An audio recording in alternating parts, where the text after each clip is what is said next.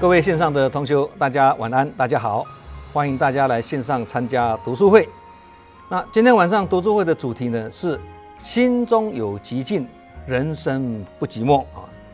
有些人呢很害怕自己一个人独处啊，一独处呢就寂寞难耐啊，坐立难安啊。如果独处的时间是短暂的，好，那忍耐一下就过去了，这个还好。如果独处的时间很长，不是几小时，而是几天或几十天啊，甚至是几个月或几年啊，那这就像这2年来呢啊，疫情严峻的时候，大家都被行动管制在家里嘛。那这个时候呢，身心灵就要面对不曾经历过的挑战跟考验了。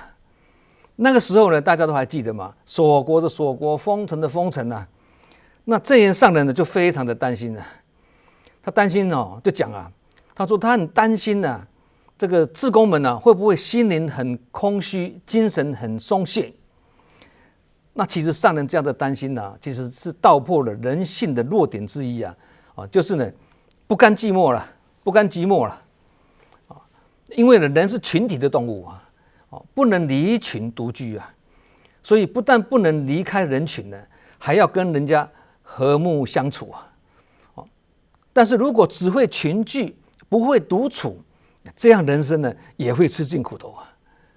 举例来说呢，大家会更清楚，就好像一艘渔船啊，如果没有安全停泊的渔港啊，它就只能在海上呢四处漂泊。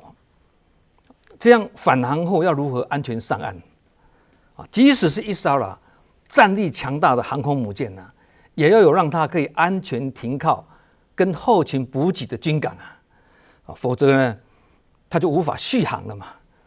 那人跟船的道理也是道道相通啊。人如果没有身心灵没有避风港的话呢，那这样怎么会有安全感呢？这样呢，生活要如何有寄托呢？心灵要如何能解脱呢？所以每一个人每一天呢，都要有时间让自己的心灵呢独处跟沉淀啊。唯有让心灵独处跟沉淀呢，我们才能够透过内观及自省啊，去发掘可以让心灵继续成长的空间。因为透过独处跟沉淀，才会让我们找到平静跟喜悦，而平静、喜悦、宁静、安详呢，就是我们心灵的家啦。它是无形的，但是是我们心灵的家。平静与喜悦啊，宁静与安详啊，并不是上天所赐予我们的恩典，而是要让我们的身心灵经过不断的去进修啊，去修炼呢，才有可能获得。很多人呢还找不到心灵的家，或者心灵没有家，所以容易造成心灵呢没有寄托而空虚失落。所以正言上人才说啊，心中没有法的人呢，心里会很空虚啊。道理在这里，心中没有法的人呢，简单讲就是心灵没有归依处啦。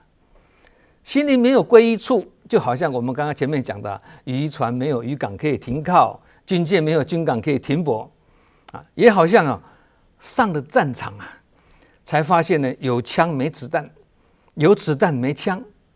那我们可以想想啊，这是多么危险的事情啊！那心灵有了家呢，心就有归依处。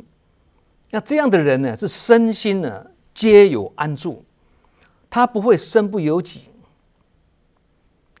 举个例子来讲啊，不倒翁就是这个道理啊。不管别人如何推他、撞他，甚至压倒他，他都不会颠倒或倾倒。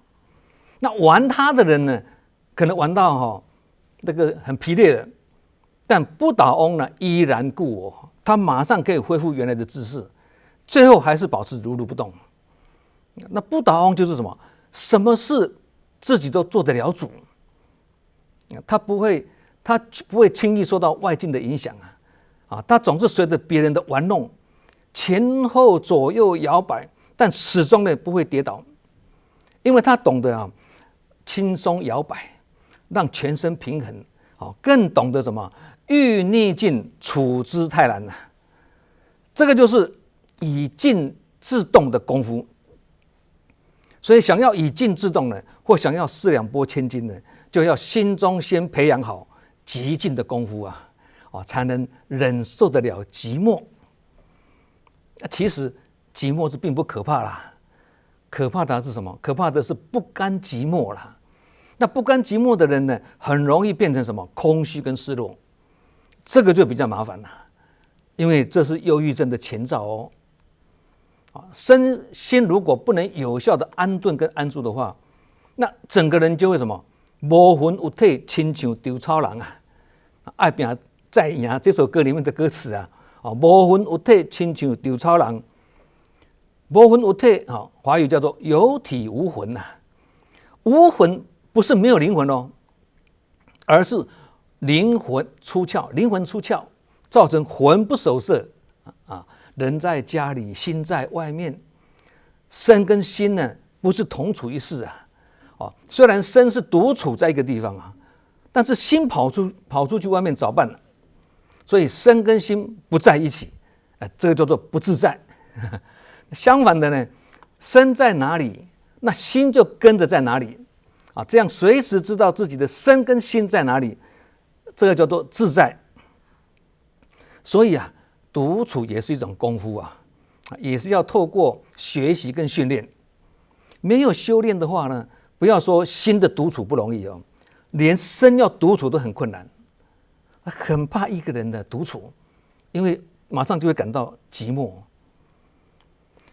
有些人呢，过惯了多彩多姿的生活，或习惯随心所欲，那一旦呢要他独处或静下来呢，或短暂的约束自己呢，即使几天而已哦，他都会感觉不甘寂寞，难耐孤独与寂寞的煎熬啦。所以当他感到孤独与寂寞的时候呢，他必须向外寻找慰藉，借着找寻各种不同的娱乐去获得心中的快乐，把这样的方式当作生活的寄托了。现在很多人就是这样了，以前我们也是这样了。然而享受完感官上短暂的快乐之后呢，这种乐趣就没有了，那他就必须继续寻找下一个短暂的快乐。就这样呢，终其一生呢，都是在追逐每一个阶段不同的短暂的快乐，来填补他心灵上空虚跟寂寞啊。这样的人呢，大部分都是在忙着追逐自己所没有的，却无法享受自己所拥有的，也都在忙着外求，而忽略了往内充实。所以呢，寂寞不是外在的关系啦，而是自己的内心呢静不下来。生活中我们可以看到一些人啊是这样子哦，静久了动不起来，那动久了就静不下来，动有余呢静不足了。行动虽然很敏捷，这个是好事，但是如果动如狡兔，能动如狡兔，但是却不能静如处子，这样也是很麻烦很糟糕啊。也就是说，中门有余，法脉不足啦，或者是该动的时候他如如不动，那该静的时候嘛，他又蠢蠢欲动，动静刚好颠倒，动静失据。好不容易学习的静下来了，他却不是静坐常思己过，他而是静坐常思他过，这个就麻烦了。他不是在反省自己，而是在检讨别人了，这个也是很麻烦的哈。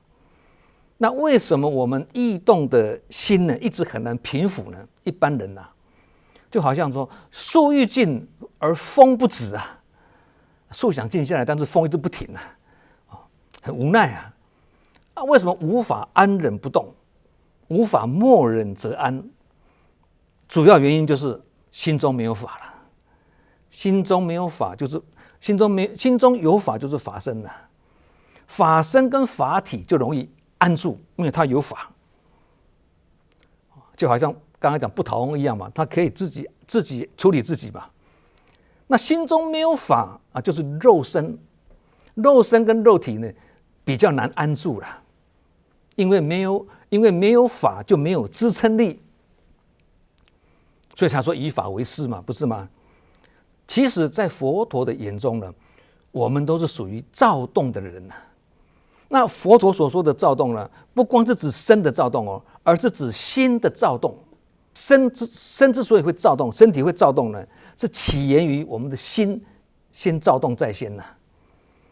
那身形造作是接受心的呼唤跟指使，所以要正本清源，就要从心去下功夫嘛。虽然我们常常讲清净在源头啦，那心就是清源呐，但不可讳言呐，心也是乱源所在啦。你说它是清源呐，但是它也是乱源所在啊。就好像什么，我们的眼睛是灵魂之窗，但不要忘了眼睛也是欲望之窗啊。为什么？看到就想买到了，看到就想吃到了。有时候呢，看到就很生气，看了就生气；有时候呢，看了就很喜欢；有时候呢，不但眼见恶色，还耳闻恶声等等。因此呢，心不但是清源，也是乱源。眼睛也是一样啊。其实不只是眼睛因为六根眼耳鼻舌身意这个六根接触到六尘，色声香味触法，六根碰到六尘，彼此就会纠缠捆绑，没完没了。而眼根会放在六根的第一个，眼耳鼻舌身意眼嘛，也有它的道理为什么放第一个有它的道理因为观察一个人，再没有比观察他的眼睛更好的办法了。各位想想你看你看到一个心胸宽广的人他的眼睛自然就是清澈透明，炯炯有神。那心胸狭窄的人呢，他的眼睛自然是什么？浑浊灰暗呐。我人讲小鼻子小眼睛嘛，不是这样子讲吗？对，那心地柔软的人呢，他的眼睛自然就是慈眉善目，一看这个就是很好的人。那这个从我们生活周遭去观察，就能得到印证了嘛所以呢，孟子讲一句很有道理的话这句句子很长，这个句子很长，但是最后一句才是重点他是这样写的前面好，听其言也，观其眸之，人焉收哉？最后一句是这样子，什么意思啊？听其言也，就是听一个人说话那观其眸之，眸就眼睛嘛就是观察他的眼睛。人焉收哉？就是什么这个人内心的好坏就隐藏不了了啦。所以听他讲话，再看他的眼神，就可以了解一个人。这就是做得到，那就是世人之明也叫做知人者智所以事情都有一体两面的有一好就有一坏。太阳出来了，黑暗自动消失。但是太阳从来不会对黑暗说：“你先消失，然后我才能升起来。”因为太阳很清楚，只要它一出来黑暗自动就消失的啦。同理，我们也要很清楚什么？清楚，只要我们充实好自己，壮大自己，巩固自己，就没有任何人可以轻易的伤害我们。还要清楚什么？别人扯我们后腿，我们还是照跑。只要我们继续跑下去，他就会越扯越辛苦，最后他必须自动放手。因为我们强他就弱嘛，我们弱他就强嘛，所以不必去压制敌人或打击敌人，壮大自己就好。该在意的不是别人对我们的障碍，而是自己的自我充实。这个要在意的是这个事情这就是生活的智慧嘛。刚刚讲的不倒就是这样的功夫那不止生命不止如此生命中有许多事情我们也是要用智慧去做取舍。那取舍之间要游刃有余才会心宽路就宽，心平路就平心通路就通了。我们举几个句子来解释大家会更清楚。第一句，有缘就群聚，无缘就独处。群聚时悠然自在，独处时怡然自得。这就是世间最幸福的人。这就是群聚跟独处的两相宜啦。好，第二句，有缘就共修，无缘就自修。哎，什么意思啊？这个自修不是自我封闭哦，而是自我沉淀、自我沉潜。哎，意义不一样哦。第三句呢，有缘就分享，无缘就独享。哎，独享好像很自私啊，不是？这个独享不是据为己有或独自享有，很自私，不是，而是自我回向啊，独享啊，自我回向。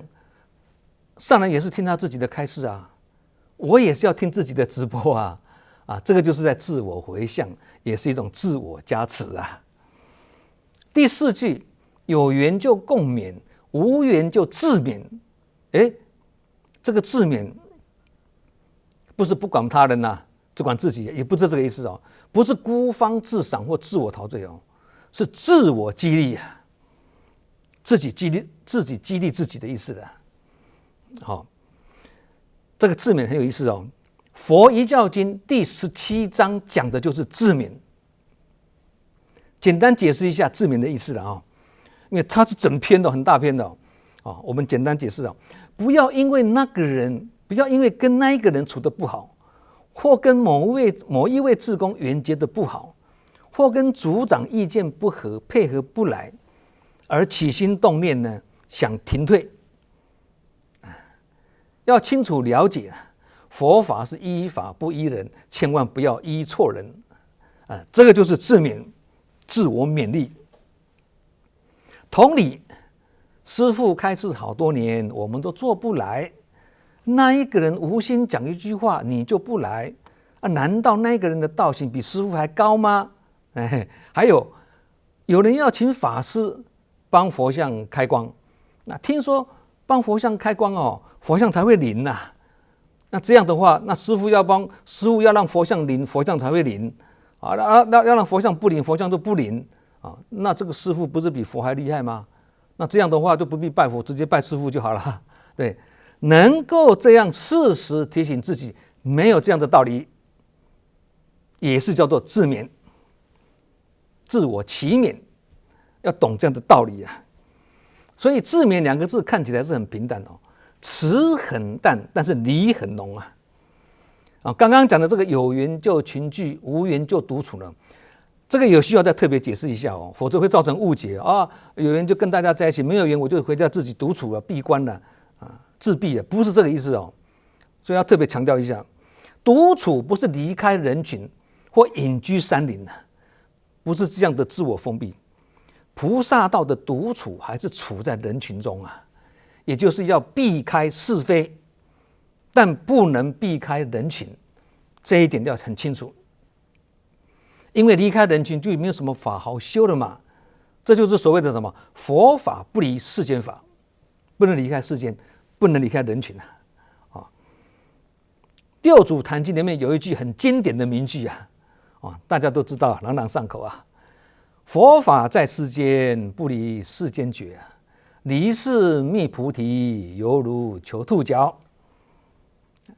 兔子的头上要长角乌龟的背上要长毛这个都是不存在也不可能的事情意思是说，不要去妄求一个虚无缥缈、不切实际的东西佛法是在世间而出世间的法，是不离世间一切的般若智慧所以佛法必须在世间求得，成道跟成佛也都不能离开人群跟人间，这个观念要清楚。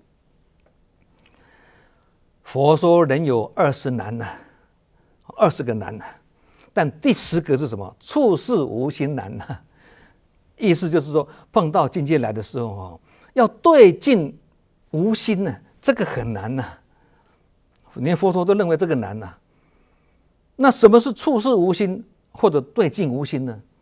就是跟大众群聚的时候，不要因为别人的喜怒哀乐而心灵有所羁绊与影响，心灵能够不受外境的干扰，还是处在平静跟宁静的安详之中。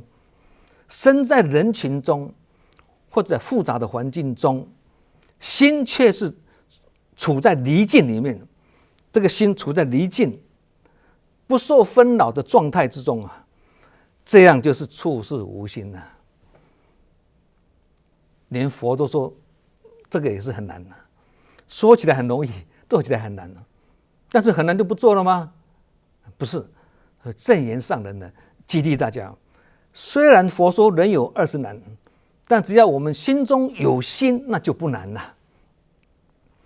不难而能够做到就会怎么样？身在嘈杂的人群中，心是在宁静的山泽里这是很美的意境这个就是心离境心离开境界的意思那心离境就是什么？就是禅。那心不乱呢，就是定，两个合起来叫做禅定。这样解释大家都很清楚了没有很深。心离境就是禅心不乱就是定，两个合起来就是禅定。那我们今天晚上的读书会的主题是心中有寂静，人生不寂寞，就是这样子的心境写照并非遥不可及，不要觉得它很困难只要有心呢就可以做得到。好，现在我们来解释一下什么是心的独处。心的独处是指心的舍离跟远离的。远离什么？远离过去跟未来，而让自己的心呢安稳立足于当下。那为什么要远离过去跟未来呢？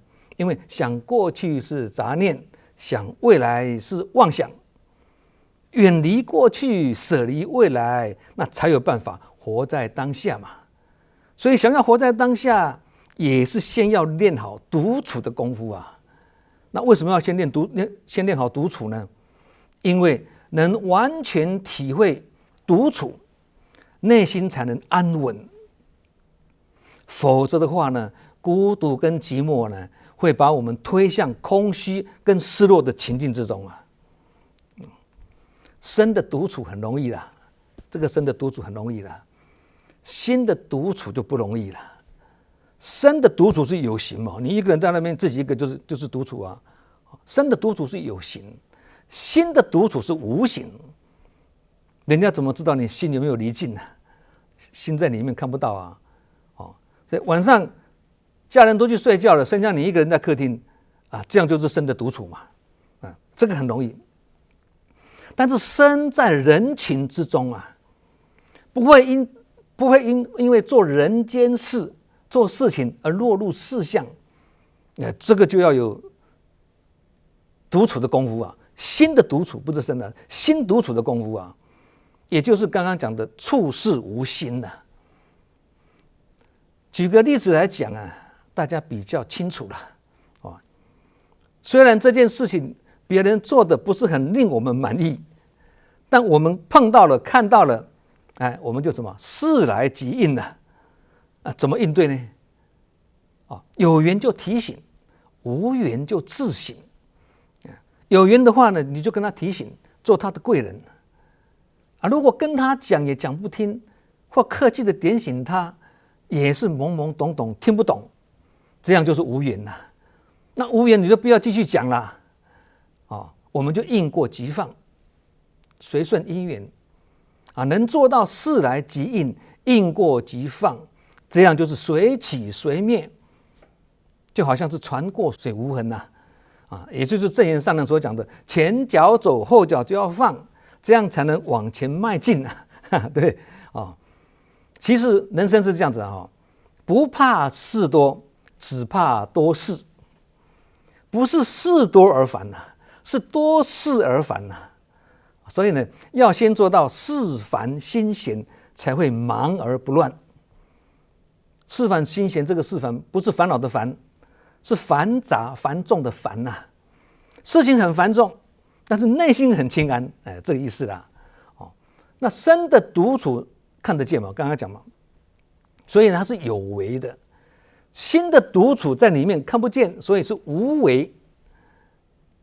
身的独处不妨碍心的独处，心的独处也不妨碍身的独处。有为不妨碍无为，无为也不妨碍有为有为法是方便法，无为法是真实法。那方便不离真实，真实不离方便同理，以慈济的法门来讲，法脉不离宗门，宗门不离法脉，这就是我们平常所讲的佛法要靠俗世来示现，俗世中要蕴藏着法脉，蕴藏着佛法啊，这个叫做圣俗合一啦。这个是无上甚深微妙法。我自己这样子讲，我自己听我讲，我都讲到自己法喜充满了，因为太绝妙了，放诸四海皆准啊。其实啊，不要小看独处独处也是一种知所进退的智慧取舍。进可攻啊，进退的取舍嘛。进可攻就是出门去群聚，退可守就是回家独处啊。独处要跟群聚呢双轨并行，交叉运用啊。所以独处跟群聚，跟自度与度他，跟自觉与觉他，都不离自修与共修，也不离内修与外行。这个的意义就叫做愿解如来真实义啊，这个才是真正的如来真实义啊。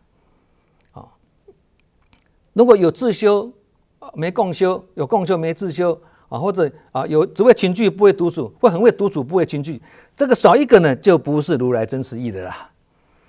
能生动心静，动中修静，这个是大定啊。如果把它的意思曲解的话呢，把避开世事啊，或离群隐居啦，然后自圆其说，这个是我这样做是眼不见为净也把独处呢关在自己家里的不入人群呢，当作是明哲保身的借口，这样呢就是曲解如来真实义的啦，叫做误解如来真实义的啦所以这个也是要把它理清楚其实清净跟喜悦也是相辅相成的，这个很重要，互为因果。意思就是说，一个人的心呢，如果是清净的话啦，他就很容易得到喜悦。如果心中有些许的不悦、不开心，那就是代表那时候你的心是不清净的。那把它说得更白话一点，就是心里不开心，表面上看来是那一个人或那件事情引起我不开心的，其实跟那一个人、那件事情是无关的，而是跟自己的心地不清净息息相关。这一点要透彻，菩萨道走起来呢，才不会庸人自扰也才不会自得尘埃啦。其实心地不清净，也是跟心里不平静、不宁静是有关的。所以一句话说得很好他说水的清净并非水中没有杂质，而是懂得沉淀把一杯水把一杯污浊的水置之一处，久久不动，时间久了，杂质自然沉淀，清水自当现前大家都可以做这个实验嘛。心灵的沉淀跟独处也是有这样的效果，跟沉浸一杯污浊的水那个方法是一样的。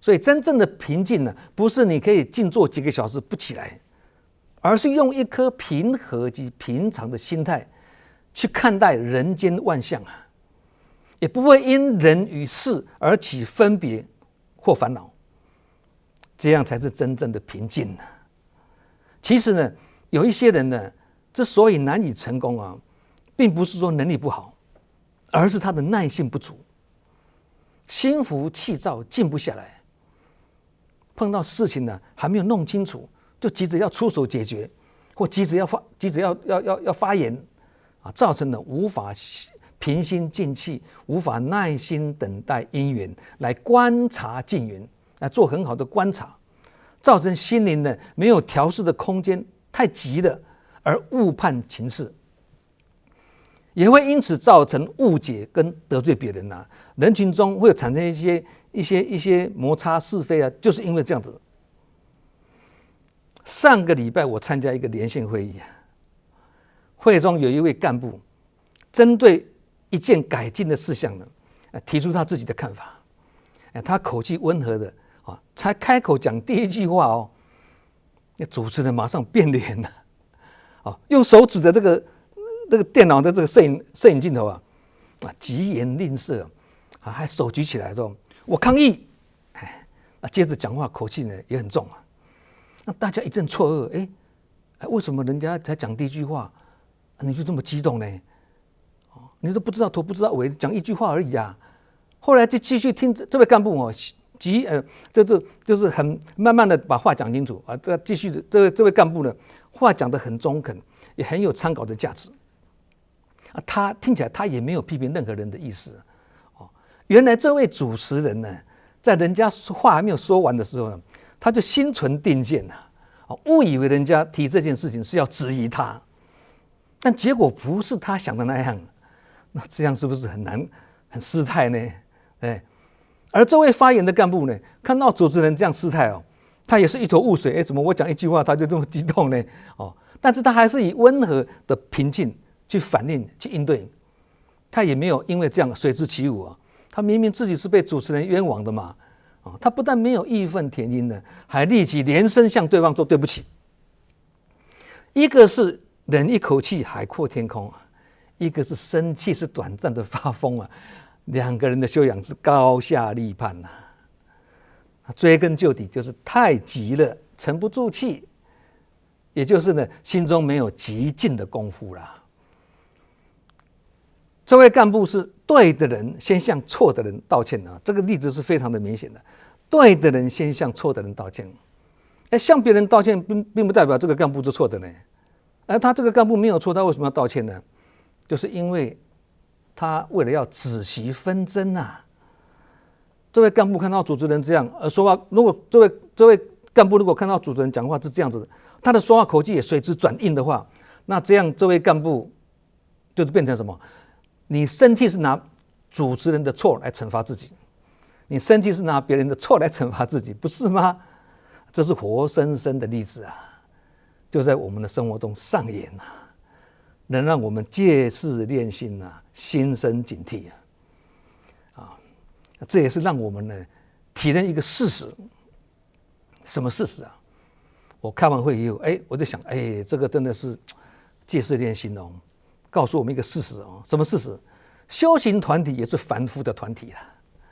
好人做好事，但习气还是很难除啊，这个就是事实啊。所以人群中真的是好修行在这里的。能不能沉得住气，能不能耐住寂寞，或能不能戒急用忍，这也是一块试金石哦。试金石要试什么？能测试我们能否耐得住纷乱的干扰，能否在动乱的情境里面呢，静动心不动，也就是刚刚讲的处事无心呐，可不可以这样子呢？更可以测试我们是否有能力往内探求，寻找以静制动的软实力，以柔克刚的意思啦。大家不妨呢拿这个来测试自己，自我把脉，自我验收啊，看看自己的功夫是几斤几两啊？没有3两3，哪能够上梁山啊？对不对？我们开始慢慢学习，1回生2回熟，3回就变高手了。其实每一个人都要提早学习适应孤独，将来才不会害怕孤独。为什么？因为结婚一辈子的，早晚有一天呢，有一个人会先走了，总是会有一天孤独的到来。对，那怎么样才会不孤独、不空虚、不寂寞呢？这个孔子有教我们的，叫做什么？德不孤，必有邻呐。大家朗朗上口，但是你要了解他的意思是什么？他的意思是一个有德行、有修炼的人绝对不会孤苦伶仃的，必定也会有跟他志同道合的朋友，乐意跟他亲近、倾心交谈倾心交往。一个有德之人，就会有龙天护法庇佑着他，而他自己也感觉得到，冥冥中感觉得到，这样怎么会孤单寂寞呢？有德之人，他的心是平静跟清净的，所以他能将孤独与寂寞呢当成一种享受，这样就可以讲道德、讲修行了。如果把孤独跟寂寞当成痛苦甚至视为一种空虚跟失落那要讲真学问、真道德，或要讲修行，那就比较难一点啦。所以修行就要经得起孤独与寂寞，不能害怕孤独与寂寞啊！这个就要把心建立在静跟定的基础上面。静跟定啊，平静是来自内心，不是向外寻求啊。怎么讲啊？因为有些人呢，靠打坐啦、练功夫啦，有意要把这个心呢静下来，这样心怎么能静下来？有些人找一个安静的场所，或者到森林里面没有人吵，两腿盘坐，双眼紧闭，不言不语，这样不是说不好啦，但这样不是真正的静的境界。所谓真正的静，是在处理忙碌的事物跟日理万机的情形下呢，心始终是保持平静的。他强调的不是身静，而是心静。心静才能以静制动，才能怎么样？才能安内攘外的意思了，叫做四两拨千斤呢。这样才能达到什么？事烦心闲，忙而不乱。刚刚讲的嘛，啊，相反的境界叫做什么？千斤去拨四两啊，前面鼓做拱钢啊，以前我们讲过嘛，这个就辛苦了哈。对，有一次啊，舍利弗在安静的森林中打坐。被那个维摩居士撞见了，维摩居士就说了，就跟舍利弗讲：“舍利弗，像你这样安静的在森林中默默静坐，这个不是真的坐禅呢，你这样叫做坐死禅呐！”跟舍利弗讲啊，舍利弗就问维摩居士啊，那请问你真正的坐禅是什么？那维摩诘居士就回答了：对所有东西不生分别的意念。不要心想这边好那边不好，也不要认为在闹中不能坐禅啊，在安静的森林中才好啊。真正的禅坐应该是心无挂碍，任何环境你想静坐就可以静坐。到深山中啊，自己一个人静静的坐禅呢，虽是这个心呢是达到无垢的境界，也就是心很清净，没有人吵你嘛，但等于是坐死禅。因为即使你的心排除了尘垢，一心清净的意思了，我们还是要活在世俗当中啊，还是要入人群，不能离开人群啊。你只是找一个静谧的场所静坐，这个不是大乘佛教徒所走的道路。维摩诘是提醒舍利弗的，要让行住坐卧都在定的境界里，这样的禅坐才是佛陀所认同的、所认可的。以上这一段是非常精辟有关静坐的理念让人茅塞顿开了。有心要静坐的人可以参考这句话这是真理，正确的理念。有一次我趁随师之便向上人求法了我请示正言上人我说：“上人，请问你有没有静坐？”我很疑惑，我就问上人上人回答说：“有啊。”那接下来继续讲，我即使静静坐在那里，看起来像是在静坐，其实不是在静坐，而是在调息。所以这个意思就是说，真正的静坐不是静静坐在那里希望能透过静坐达到什么灵通或神通，不是这样子的。所以这是正言上人对静坐的看法，是很简单的。同样的道理，如如不动呢，也不是像石头一样在那边没有感觉、没有反应的，不是这样子菩萨道的如如不动是该动不静，该静不动，这样才是真正的如如不动。其实菩萨道的修行法门是什么？没有时间给你打坐啦，也没有时间给你念佛啦。但是在做任何事情的时候，或是在行住坐卧、举手投足，就是在修三昧，都在修正定禅所以呢，维摩居士也有一句话非常经典，他说静中修10分，不如动中修1分。所以静中修静很容易，但是动中修静就不容易了。这句话是提醒我们，动中修静才是真功夫啦。修行到最透彻的时候，不是很会静坐、很会禅坐、很会打坐等等，不是这样子，而是返璞归真，舍妄取真。简单讲就是化繁为简，什么事都可以化繁为简了。也就是什么，连生活中的挑柴运水、行住坐卧、举手投足等等，都充满了佛法了。这就是最务实的世间法。所以越是想走向圣者之道，越要成为凡夫，先做到超凡，才有可能入圣。同理啊，越是想让人生不寂寞，就越要让心中有寂静。心中有寂静，人生自然就不会感到很寂寞啦。好，我们今天晚上的心中有寂静，人生不寂寞啊，就讲到这里啊。祝福各位啊，希望大家能够听得法喜充满啊，福慧双修啊。祝福大家，感恩大家，我们再见。